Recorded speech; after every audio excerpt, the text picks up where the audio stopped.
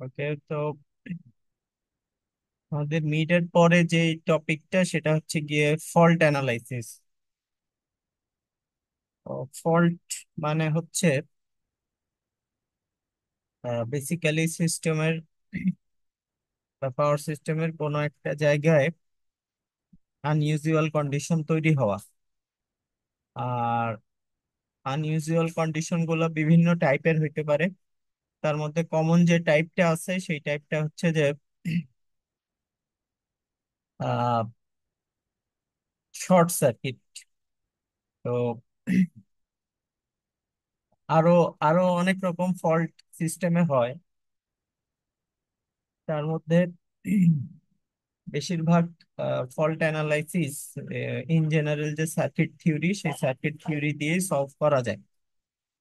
তো আমাদের সিস্টেমে যে ফল্ট গুলো ঘটে সেই ফল্ট গুলোকে পাওয়ার সিস্টেমের ট্রান্সমিশন লাইন বা জেনারেটর সাইট কিংবা লোড সাইটে যে ফল্ট গুলো ঘটে এই ফল্ট গুলাকে ব্রড দুইটা ক্যাটাগরিতে ভাগ করা হয়েছে।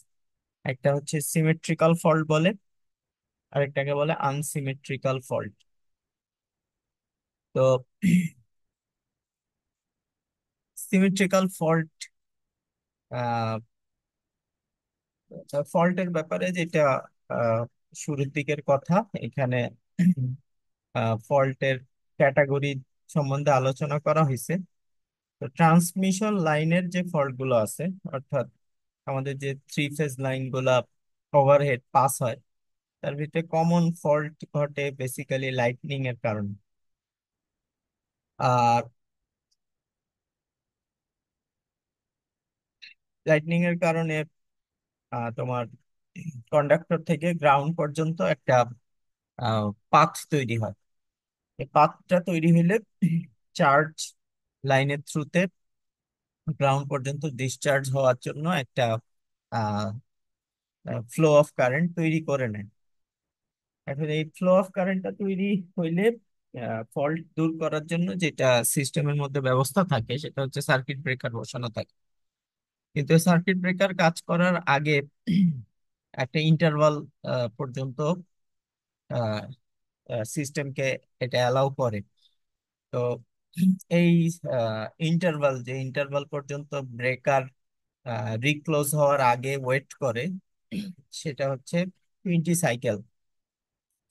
তো সাইকেলের ব্যাপারটা যেটা সেটা হচ্ছে যে এটা একটা টাইমের একটা ইউনিট আমরা ধরে নিতে পারি।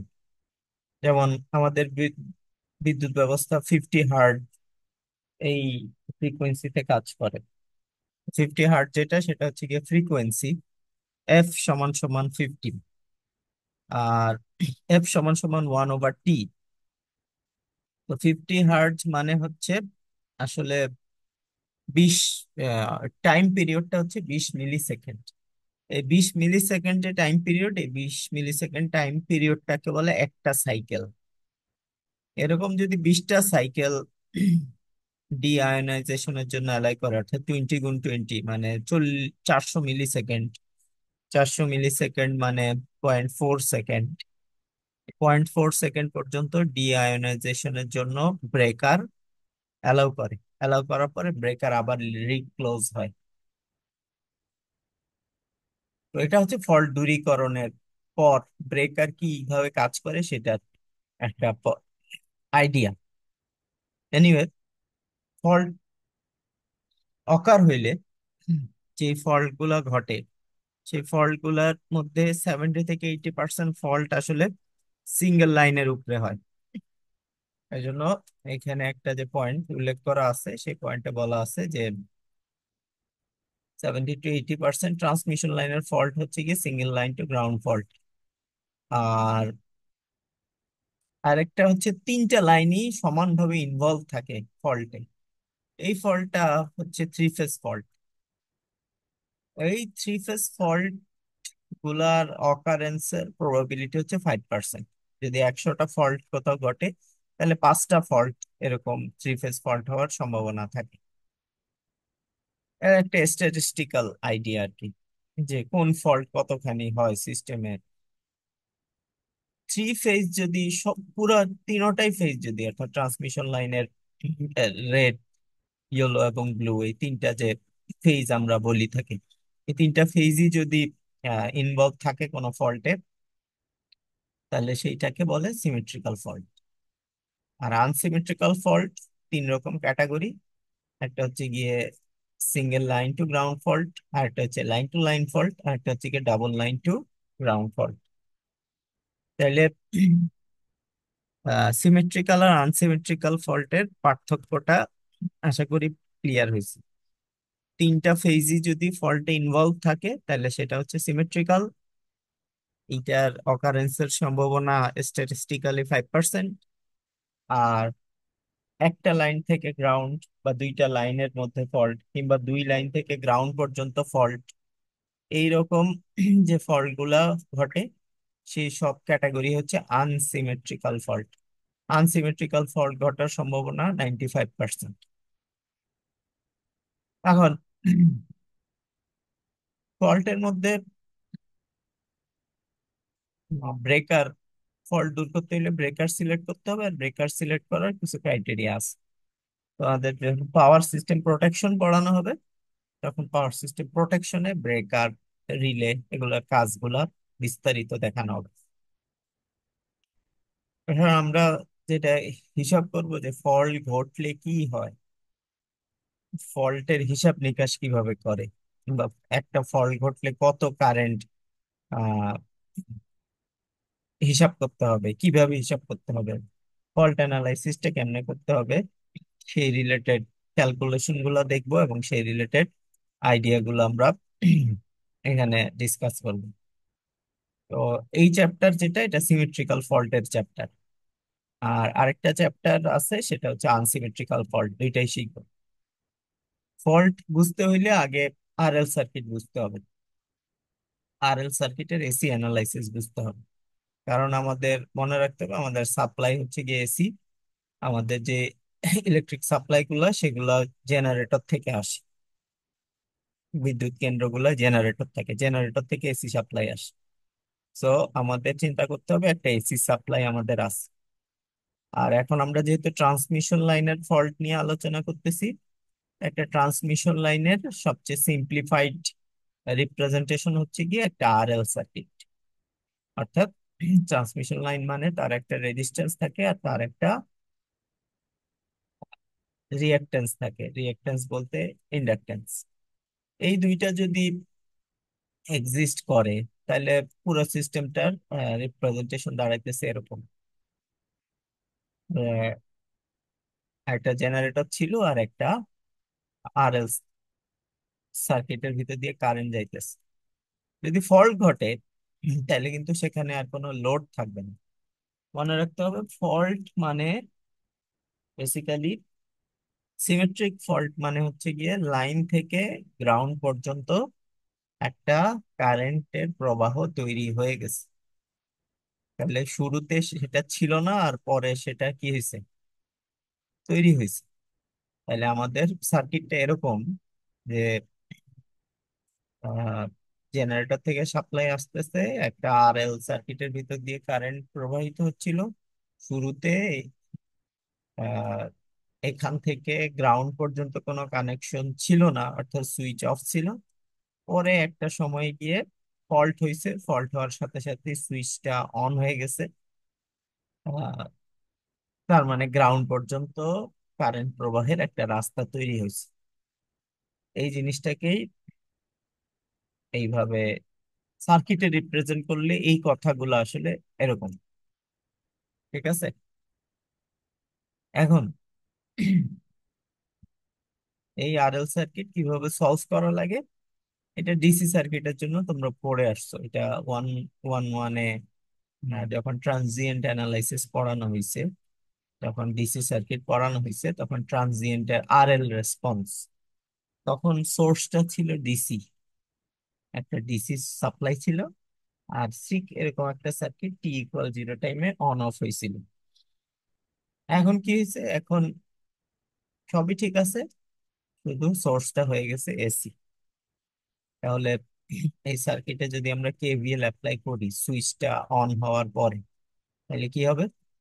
তাহলে ভোল্টেজ সাপ্লাই, এটা VM sign omega T plus alpha সমান সমান হবে গিয়ে এইখানকার ভোল্টেজ ড্রপ যোগ এইখানকার voltage drop.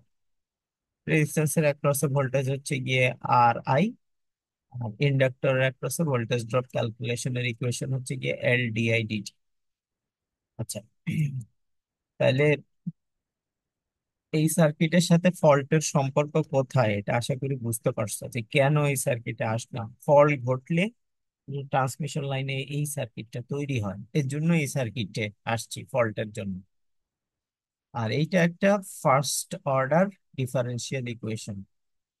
First order differential ইকুয়েশনকে সলভ করা যায়। এটা ম্যাথমেটিক্সে পড়ানো হয়েছে ডিফারেন্সিয়াল ইকুয়েশন।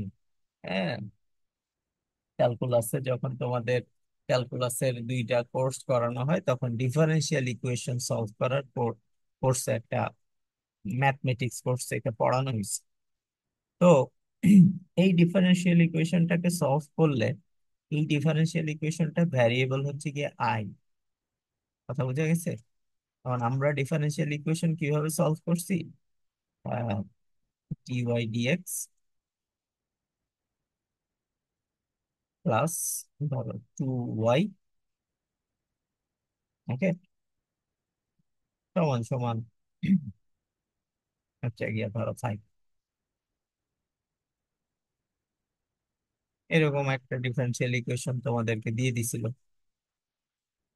তো এই ডিফারেন্সিয়াল ইকুয়েশনটা যেইভাবে সলভ হয়েছে এটাও সেইভাবেই সলভ করতে হবে। তো এইরকম ডিফারেন্সিয়াল ইকুয়েশনকে সলভ করলে যে টার্ম গুলো আসবে সেই টার্ম গুলো হচ্ছে কি মোরলেস এরকম, যে ভিএম বাই জেড, জেড একটা variable, plus sign omega T plus alpha minus theta. এইখানে ফাইভটা যদি ওয়াই এর একটা ফাংশন হয়, ধরো 5 ওয়াই প্রাইম বা ওয়াই নট, এরকম যদি একটা কিছু থাকে, তাহলে এটা ওয়াই এর একটা ডিপেন্ডেন্ট ভ্যারিয়েবল, তখন সাইন ওমেগা টি প্লাস, অর্থাৎ এইখানে 5 ওয়াই নট এর ইকুইভ্যালেন্ট হচ্ছে গিয়ে এটা VM sign omega T plus alpha. আর এই 2 ওয়াইটা হচ্ছে গিয়ে, এই আইটা হচ্ছে গিয়ে ওয়াই এর সমতুল্য, আর টুটা হচ্ছে গিয়ে আমার কনস্ট্যান্ট, আর ডিওয়াই ডিএক্স হচ্ছে গিয়ে এই আই এর, আই হচ্ছে গিয়ে ভ্যারিয়েবল, তাইলে ডিওয়াই আর নিচে ডিএক্স হচ্ছে গিয়ে আমার টাইমের ফাংশন। সো এই ওয়াই নটটা এক্স কে রিপ্রেজেন্ট করতে পারে। এইরকম একটা ওয়াই সম্বলিত ডিফারেন্সিয়াল ইকুয়েশনকে সলভ করলে যে সলিউশনটা পাওয়া যায় সেই সলিউশনের রূপটা হবে গিয়ে এরকম। এই জিনিসটার দুইটা পার্ট আছে। একটা হচ্ছে গিয়ে এইটা VM by Z sine omega T plus alpha minus omega nought, এটা একটা। আর একটা হচ্ছে গিয়ে VM by Z e to the power minus R T by L sine alpha minus theta. এই যে দুইটা আমাদের আছে পার্ট, এই দুইটা পার্টকে দুইটা নামে আসলে প্রকাশ করা হয়। একটা হচ্ছে গিয়ে ন্যাচারাল রেসপন্স, আর একটা হচ্ছে গিয়ে ট্রানজিয়েন্ট রেসপন্স। তার মধ্যে ট্রানজিয়েন্ট যেটা সেটা সময়ের সাথে সাথে ডাই আউট হয়ে যায়। E to the power minus R T by L যে পার্টটা, এটা সময়ের সাথে সাথে ডাই হয়ে যায়। আর এই পার্টটা এক্সিস্ট করে। তো একটাকে বলা হচ্ছে ডিসি কম্পোনেন্টের পার্ট, আর একটাকে বলা হচ্ছে কারেন্টের এসি কম্পোনেন্ট পার্ট। আর জেডটা হচ্ছে গিয়ে আর আর ওমেগা এল স্কোয়ার, অর্থাৎ ইম্পিডেন্সের যে ইকুয়েশন সেই ইকুয়েশন হচ্ছে গিয়ে জেড এর ইকুয়েশন। থিটা সমান সমান হচ্ছে গিয়ে tan inverse omega L by R. এই জিনিসগুলো আর এল সার্কিটের এসি রেসপন্স হইলে এই কম্পোনেন্ট গুলো পাওয়া যায়। তো এই যে ইকুয়েশনটা, এই ইকুয়েশনটা যদি আমরা ছবি আঁকি, ছবি আঁকলে এরকম দেখতে পাবো আসলে, যে আই এসি যে পার্টটা, এই পার্টটা এটাকে যদি আমরা প্লট করি, তাহলে তুমি এটা বুঝতেছো যে একটা সাইন ফাংশন, সাইন ফাংশনটার জন্য ভিতরে যে কমলা রঙের কার্ভটা আছে এই কার্ভটা পাবা। আর এই ডিসি যেটা, সেই ডিসিটা হচ্ছে একটা transient response, exponential function, decay হচ্ছে e⁻⁻x আছে। তো এটা ডিকে হইলে যে ধরনের একটা রেসপন্স, সেই রেসপন্সটা আমরা আইডিসি থেকে পাবো। তো আইএসি এবং আইডিসি এই দুইটাকে যোগ করলে এই কালো যে উপরে দাগ দেয়া আছে সেই কালো দাগটার মতো একটা ফাংশন আমরা দেখতে পাবো। এই ফাংশনটাই হচ্ছে গিয়ে আমার আইটি, আইটি দিয়ে লেখা আছে যেটা কালো দাগ যেটা। তাহলে এই যে আমার কারেন্টের যে রেসপন্স, এই কারেন্টের রেসপন্স থেকে আমাদের আহ, ইয়েটা পাওয়া যাবে। তাহলে এই কারেন্টটাই কিন্তু ফল্ট কারেন্টের ইন্ডিকেটর। কথা বুঝতে পারছো? যখন কোথাও ফল্ট ঘটে, সাপ্লাইটা যদি একটা সাইন ফাংশন হয়, তাহলে তার ফল্ট কারেন্টটা দেখতে এরকম হয়। এটা হচ্ছে যে ফল্ট কারেন্টের ছবিটা এরকম হচ্ছে। তাহলে আরএল সার্কিটের রেসপন্স এরকম পাওয়া যাবে, সেটা আমরা দেখলাম। রেসপন্সটা এরকম যে ভিতরে সাইন ওয়েভ, কিন্তু সেখানে একটা ডিকেইং নেচার আছে। সেইখান থেকে আমাদের পরবর্তী যে আলোচনা, সেই আলোচনা শুরু হইতেছে। এখানে কি বলছে? এখানে বলা হয়েছে যেটা হেডিং যেটা, সেটা হচ্ছে যে এখন যেটা আলোচনা হবে সেটা হচ্ছে currents due to the short circuit at the terminals of synchronous generator. তো পাওয়ার সিস্টেমে যে জেনারেটর গুলো আছে, এই জেনারেটর গুলা বেসিক্যালি সিঙ্ক্রোনাস জেনারেটর। এই সিঙ্ক্রোনাস জেনারেটরের টার্মিনালে যদি শর্ট সার্কিট হয়, তাহলে কারেন্টের চেহারা দেখতে কিরকম হয় সেইটার অ্যানালাইসিস এখানে দেয়া হয়েছে। তো এই ছবিটা অলরেডি কিন্তু আমরা এক জায়গায় দেখে আসছি, তখন মিডের আগে অলরেডি এই জিনিসটাকে আমাদের আহ, ছিল, মানে এই ছবিটার ইয়ে ছিল। তখন এই জিনিসটার আহ, ব্যাখ্যা অত ডিটেলস দেয়া যায় নাই। এখন আমরা এটার ডিটেলস ব্যাখ্যাটা দেখতে পাবো, কারণ এখন আমরা কিন্তু অলরেডি এই যে ট্রানজিয়েন্ট রেসপন্স কিভাবে আসে সেটা সম্বন্ধে আইডিয়া পেয়ে গেলাম। যে ট্রানজিয়েন্ট রেসপন্সে এসি পার্ট থাকে, ডিসি পার্ট থাকে, এবং প্রথমে একটা ডিকিং পার্ট থাকে, পরে এটা ডিকিং পার্টটা দূর হয়ে যায়, ভিতরে সাইনোসয়েডাল পার্ট থেকে যায়। তাহলে আহ,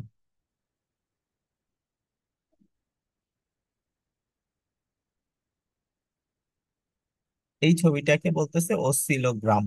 অর্থাৎ অসিলোস্কোপে যদি তুমি কারেন্টটাকে নিয়ে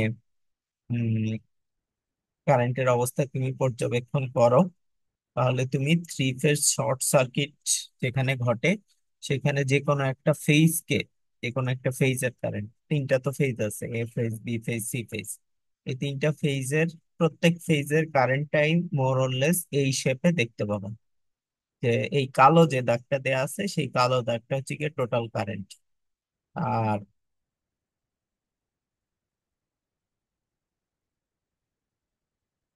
পিঙ্ক কারেন্টের যে শেপটা দেখতে পাচ্ছ সেটা হচ্ছে গিয়ে এসি পার্ট। তো এসি পার্টটা ডিকে হয়ে তারপরে আবার আস্তে আস্তে স্টেবল হয়ে গেছে ভিতরের কারেন্টটা। এই এসি কারেন্টের যে ম্যাগনিটিউড বা কারেন্টের যে ওভারঅল প্রোফাইল, এই প্রোফাইলের তিনটা অংশ আছে। একটা অংশ হচ্ছে E/XD, দ্বিতীয় হচ্ছে E/XD prime minus XD, e⁻⁻τD prime, T/τD prime, আর একটা হচ্ছে গিয়ে এই পার্টটা। এই তিনটা পার্ট মিলে হচ্ছে কি আমার টোটাল কারেন্টের প্রোফাইল। এবং এই ইআই যেটা, স্মল ইআই যেটা, সেটা হচ্ছে গিয়ে বেসিক্যালি সাপ্লাই। তো সাপ্লাইটা আসে হচ্ছে গিয়ে তোমার সিঙ্ক্রোনাস জেনারেটর থেকে। সেই সিঙ্ক্রোনাস জেনারেটরের টোটাল ভোল্টেজ হচ্ছে গিয়ে √2 ইআই এর পরম মান কোসাইন ওমেগা টি। আর এই ইকুয়েশনে যে টাউ ডি আছে, সেই টাউ ডি হচ্ছে গিয়ে L/R। এটা একটা টাইম কনস্ট্যান্ট। টাইম কনস্ট্যান্ট, এটা এই টার্মটা অলরেডি কিন্তু যখন এই যে ডিসি সার্কিটের ট্রানজিয়েন্ট অ্যানালাইসিস করছো তখন কিন্তু এই টাউ কথাটা আসছে। আরসি সার্কিটের জন্য ছিল, টাউ এর মান ছিল আরসি, আর RL সার্কিটের জন্য এটা ছিল L/R। ওই টাইম কনস্ট্যান্ট কিন্তু এখানেও আছে। আর এখানে RL আসলো থেকে, এখানে RL আসলো কারণ আমাদের একটা ট্রান্সমিশন লাইনের রেজিস্ট্যান্স থাকে আর ইন্ডাকটেন্স থাকে, সেই জন্য এখানে L/R এগুলো আসছে। তাহলে ওভারঅল পুরো ব্যাপারটা যদি বোঝার চেষ্টা করো, যে আমাদের জেনারেটর থেকে সাপ্লাই আসতেছে, এটা পাওয়ার সিস্টেমের পাওয়ার সাপ্লাই, আর ট্রান্সমিশন লাইন দিয়ে পাওয়ার যাচ্ছে কিংবা জেনারেটর থেকে পাওয়ার লাইনের মাধ্যমে লোড পর্যন্ত আসতেছিল। এই ট্রান্সমিশন লাইনের ইকুইভ্যালেন্ট হচ্ছে গিয়ে একটা R আর L এর সিরিজ সার্কিট। আর লোড পর্যন্ত পৌঁছানোর আগেই পথে কোথাও ফল্ট হয়ে গেছে, ফল্ট হয়ে যাওয়ার পরে ফল্টের কারেন্টটা ফ্লো হওয়া শুরু হয়েছে। এই ফল্ট কারেন্টটা যখন ফ্লো হওয়া শুরু হয়েছে, তখন সেই ফল্ট কারেন্টটা প্রোফাইলটা বুঝতে হইলে আমাদেরকে এই ইকুয়েশনটা বুঝতে হবে। এই ইকুয়েশন অনুযায়ী ফল্ট কারেন্টকে আমরা ব্যাখ্যা করতে পারবো। এই ইকুয়েশনের তিনটা পার্ট, সো আমার ফল্ট কারেন্টকেও তিনটা স্টেজে অ্যানালাইসিস করতে হবে। ওকে, এখন এই তিনটা স্টেজের তিনটা নাম আছে। এই তিনটা নাম হচ্ছে সাবট্রানজিয়েন্ট স্টেজ, ট্রানজিয়েন্ট স্টেজ আর স্টেডি স্টেজ। তাহলে কারেন্টের তিনটা পার্ট। সাবট্রানজিয়েন্ট কারেন্ট, এই সাবট্রানজিয়েন্ট কারেন্ট বের করার জন্য গ্রাফ লাগবে, আর গ্রাফ থেকে হিসাব করে এই এই ভ্যালুটা বের করতে হবে।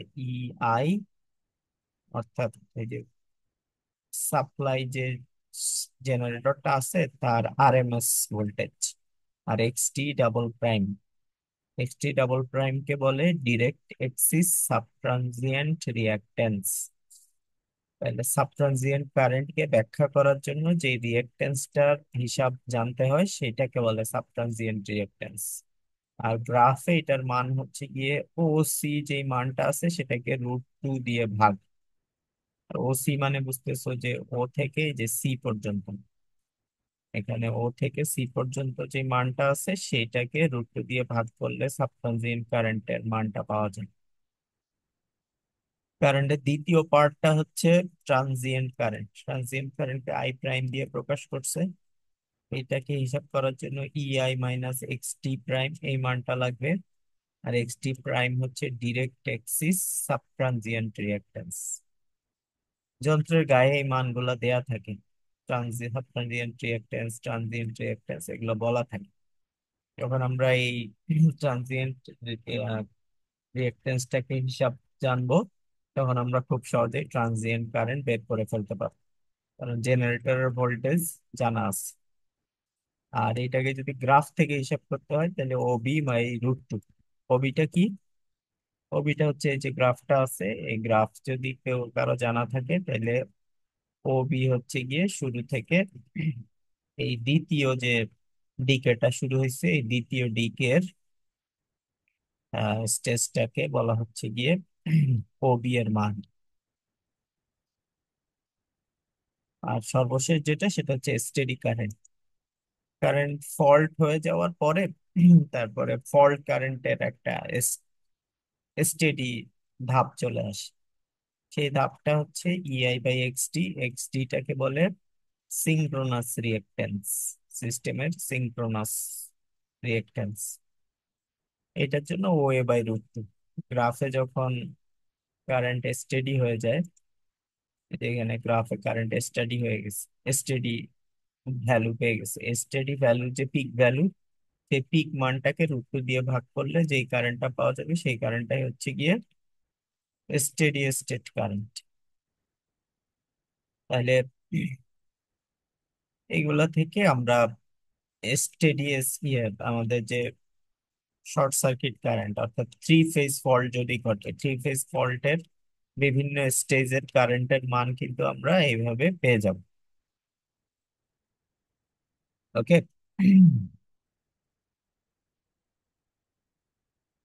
আচ্ছা, এরপরে আমরা আরেকটা জিনিস শুরু করব। এটা নতুন টপিক। এটা আমরা শুক্রবারের ক্লাসে শুরু করব। বাকি ধারণাটা একটু দিয়ে রাখি। ধারণাটা হচ্ছে internal voltages of loaded machine under fault condition. তার মানে হচ্ছে কোন একটা, এখানে কিন্তু লোডের হিসাব আসে নাই আগের বার যেটা বলা হইলো। এইখানে যে এটা, যে এই ঘটনাটা ঘটছে সেটা হচ্ছে গিয়ে টার্মিনালে শর্ট সার্কিট ঘটছে কার, সিঙ্ক্রোনাস জেনারেটরের টার্মিনালে শর্ট সার্কিট হয়ে গেছে। আর ধরো একটা জেনারেটর আছে, সেই জেনারেটর কি করতেছে, একটা লোডকে পাওয়ার সাপ্লাই দিতেছিল। এটা জেনারেটর, এটা কি করতেছে, একটা লোডকে পাওয়ার সাপ্লাই দিতেছে। তো তিন ফেজে সেম লোডকে সাপ্লাই দিতেছে। লোড যদি ব্যালেন্স হয়, অর্থাৎ প্রত্যেক ফেজে যদি সেম জিনিসই, সেম পরিমাণ লোডই হয় এবং সাপ্লাইয়ের পরিমাণও যদি সেম হয়, তাহলে তিনটা ফেজ আলাদা আলাদা করে হিসাব করার দরকার নেই। যে কোনো এক ফেজের জন্য হিসাব করলে বাকি দুইটা ফেজের জন্য বলে দেওয়া যাবে যে কি হইতে যাচ্ছে। এই জন্য যখন ব্যালেন্সড কন্ডিশন হবে তখন আর থ্রি ফেজ সার্কিট হয় না,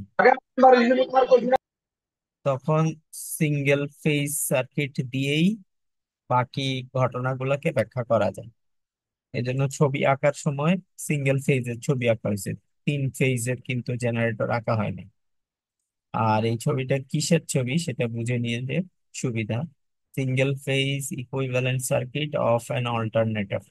অল্টারনেটর মানেই কিন্তু থ্রি ফেজ জেনারেটর।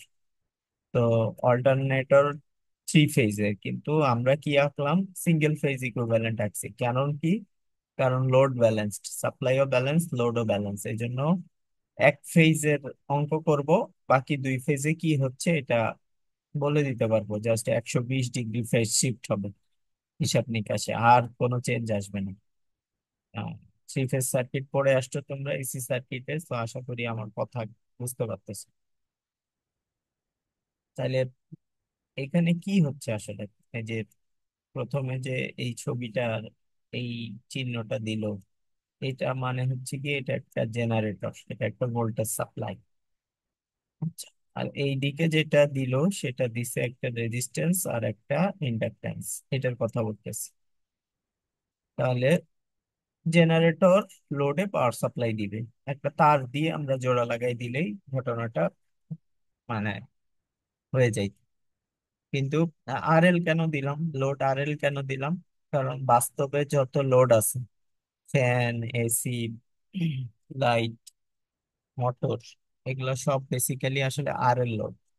এই জন্য লোডের জায়গায় কি দেয়া হয়েছে, জেড এল, মানে ইম্পিডেন্স অফ লোড। এইখানে একটা রেজিস্ট্যান্স রাখা হয়েছে আর একটা ইন্ডাকটেন্স রাখা হয়েছে। সো লোড আসলে এই এই প্রকৃতির হয়। আর দুইটা জিনিস এই ছবিতে রাখা হয়েছে, একটা হচ্ছে কি জেনারেটরের একটা নিজস্ব রিঅ্যাকট্যান্স থাকে। এই জেনারেটরের নিজস্ব রিঅ্যাকট্যান্স কি হিসাবে রাখতে হবে, কারণ এখন ফল্ট ঘটবে। সিস্টেমে যখন ফল্ট ঘটবে তখন সিস্টেমের কোনো একটা জায়গায় শর্ট সার্কিট হয়ে যাবে। সিস্টেমের কোনো জায়গায় যদি শর্ট সার্কিট হয়, তখন ছোট ছোট রিঅ্যাকট্যান্স, ইন্ডাকট্যান্স, এগুলা ফল্টের উপরে অনেক বড় ভূমিকা রাখে। যেমন কোথাও যদি বৈদ্যুতিক লাইন শর্ট সার্কিট হয়ে যায়, বৈদ্যুতিক লাইন শর্ট সার্কিট হয়ে গেলে তখন আর আহ, কত বড় লোড এটার সাথে কানেক্ট ছিল সেটার হিসাবে আসে না। তখন হচ্ছে যে এই যে তারটা এই কারেন্টটাকে ক্যারি করতেছিল, সেই তারটার রেজিস্ট্যান্স, ইন্ডাকট্যান্স, এগুলো তখন ক্রিটিক্যাল হয়ে দাঁড়ায় ফল্ট অ্যানালাইসিস। এজন্য এমনিতে জেনারেটরের রিঅ্যাকট্যান্স অত গুরুত্বপূর্ণ হিসাবে না আসলেও ফল্ট অ্যানালাইসিসে জেনারেটরের নিজস্ব রিঅ্যাকট্যান্স হিসাবে আলাদা করে হিসাব করতে হবে। এই জন্য কি লিখছে, এক্স টি জি। এক্স জি মানে জেনারেটর রিঅ্যাক্ট্যান্স, এক্স ডিজি মানে ডিরেক্ট এক্সিস জেনারেটর রিঅ্যাক্ট্যান্স। তাহলে এক্স ডিজি, ডিজি মানে কোনটা বুঝতে পারছো? এক্স ডিজি আসলে আমার এই যে এটা, তখন লিখছিল এক্স ডি, আর এখন এটা আসলে এক্স ডি। এটা কি সিঙ্ক্রোনাস রিঅ্যাক্ট্যান্স আর ডিরেক্ট এক্সিস। ওকে। তো আহ এই ছবিটার ব্যাখ্যা, তাহলে এক্স ডিজি কি এটা বুঝলাম। দ্বিতীয় হচ্ছে যে ফল্ট ঘটার আগে তো একটা লাইনের মধ্যে দিয়ে কারেন্টটা যেতে হচ্ছে, সেই লাইনের একটা রিঅ্যাকট্যান্স আছে বা ইম্পিডেন্স আছে। সেই লাইনের ইম্পিডেন্স বা রিঅ্যাকট্যান্সটাকে লিখতেছে Z external, external impedance of the generator. Generator বাইরে লোড পর্যন্ত যাওয়ার আগে যতখানি বাধা পার হয়ে যাইতে হবে রিঅ্যাকট্যান্স, কারেন্ট, সেইটা হচ্ছে কি এক্সটিজি, এই এক্স জেড এক্সটার্নাল। ওকে। তো এখন ফল্ট ঘটছে কোথায় সেটার বিবরণ। এই লোডের আগে কোথাও লাইন দিয়ে কারেন্ট আসার সময় লোডের আগে যে লাইনটা আছে সেই লাইন কোথাও কি হয়েছে, শর্ট হয়ে গেছে। শর্ট হয়ে গেছে মানে সেই জায়গায় ধরো বাজ পড়ছে, কিংবা গাছের গুড়ি এসে লাইনের উপর পড়ে লাইনকে শর্ট সার্কিট করে ফেলছে, এইরকম কোনো ঘটনা ঘটছে। তাহলে short circuit from P to neutral, এই পি পয়েন্টে যদি এই ঘটনাটা ঘটে, পি টু নিউট্রাল হচ্ছে গিয়ে short circuit equivalent circuit condition. আর যখন কখনো শর্ট সার্কিট হয়ে যাবে তখন কিন্তু আমরা দেখে আসছি যে শর্ট সার্কিটের ধাপ তিনটা হয়। এই যে সিমেট্রিক ফল্ট যখন ঘটে তখন সবচেয়ে ক্রিটিক্যাল যে মোমেন্টটা, সেই ক্রিটিক্যাল মোমেন্টটা হচ্ছে গিয়ে শুরুর মোমেন্টটা। কারণ এই মোমেন্টটায় কারেন্ট হাইয়েস্ট থাকে, সবচেয়ে বেশি ক্ষতি এই মোমেন্ট গুলাই হলো। এজন্য ফল্ট ঘটলে এই ক্রিটিক্যাল কারেন্টটাই হচ্ছে গিয়ে হিসাবে আনলে বাকি গুলাকে সে ইয়ে করে ফেলতে পারবে, মানে বাকিগুলা কাভার হয়ে যাবে। সবচেয়ে ভয়াবহ স্টেজটা যদি পার করে ফেলতে পারে তাহলে স্বাভাবিক স্টেজ গুলাও পার করতে পারবে, এটা হচ্ছে কি আইডিয়া। এই সবচেয়ে ভয়াবহ স্টেজটা যেটা ফল্টের, সেই ফল্টের স্টেজটাই সাবট্রানজিয়েন্ট স্টেট। ওই অবস্থায় যে কারেন্টটা ফ্লো হয় সেটা হচ্ছে সাবট্রানজিয়েন্ট কারেন্ট। এটা হচ্ছে গিয়ে সবচেয়ে ক্রিটিক্যাল কারেন্ট ফল্টের। আর এই সাবট্রানজিয়েন্ট স্টেজ হিসাব করতে হইলে যে রিঅ্যাকট্যান্সটা হিসাব করতে হবে সেই রিঅ্যাকট্যান্সটা হচ্ছে সাবট্রানজিয়েন্ট রিঅ্যাকট্যান্স। কথা বোঝা গেছে? X D double prime.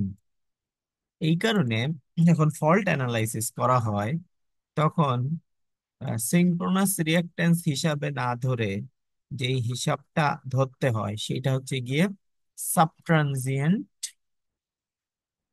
কারেন্টটা হিসাব করতে হবে। আর সাবট্রানজিয়েন্ট কারেন্ট হিসাব করার জন্য আসলে সাবট্রানজিয়েন্ট রিঅ্যাকট্যান্স কে হিসাবে আনতে হবে। কথা বোঝা গেছে? এই জন্য আমরা যখন এইটা নিয়ে ডিটেলস আলোচনায় যাব তখন আমরা দেখবো যে এক্স ডিজি এই ভ্যালুটা ইউজ না করে এক্স ডিজি ডাবল প্রাইম এই ভ্যালুটা ইউজ করতেছে। তো লেখার সময়ও এভাবে আহ ইয়ে করে লিখতে হবে, বুঝে শুনে লিখতে হবে যে ফল্ট অ্যানালাইসিস এর সময় এক্স ডিজি ডাবল প্রাইম এইটা হিসাবে আসে। তো আমরা যখন ফল্ট হিসাব করব তখন আমরা আহ ধরো তিনোটাই দেয়া আছে, সিঙ্ক্রোনাস রিঅ্যাকট্যান্সও দেয়া আছে, সাবট্রানজিয়েন্ট রিঅ্যাকট্যান্সও দেয়া আছে, ট্রানজিয়েন্ট রিঅ্যাকট্যান্সও দেয়া আছে। আমরা হিসাব করব হচ্ছে গিয়ে ফল্ট অ্যানালাইসিস হিসাব করলে সাবট্রানজিয়েন্ট রিঅ্যাকট্যান্স দিয়ে হিসাব করব। আর যদি স্টেডি স্টেট অ্যানালাইসিস করি তাহলে সিঙ্ক্রোনাস রিঅ্যাকট্যান্স দিয়ে হিসাব করব। আর যদি ট্রানজিয়েন্ট কন্ডিশন হিসাব করি তাহলে ট্রানজিয়েন্ট রিঅ্যাকট্যান্স দিয়ে হিসাব করব। তো টাইম টু টাইম এইগুলা চেঞ্জ হবে। তো এবার ম্যাথ করব এবং অ্যানালাইসিস গুলা দেখবো। সিমেট্রিক্যাল ফল্টের ক্লাসে আমরা ইকুয়েশন গুলো নিয়ে আলোচনা করবো এবং কিভাবে এই ফল্ট কন্ডিশনের কারেন্ট হিসাব করতে হবে এটা ক্লাসে দেখানো হবে। ওকে, আমাদের আজকের ক্লাস এই পর্যন্তই। তোমরা অ্যাটেন্ডেন্স না দিয়ে থাকলে অ্যাটেন্ডেন্স দিয়ে দাও, অনেকে মনে হয় দিয়ে ফেলছো।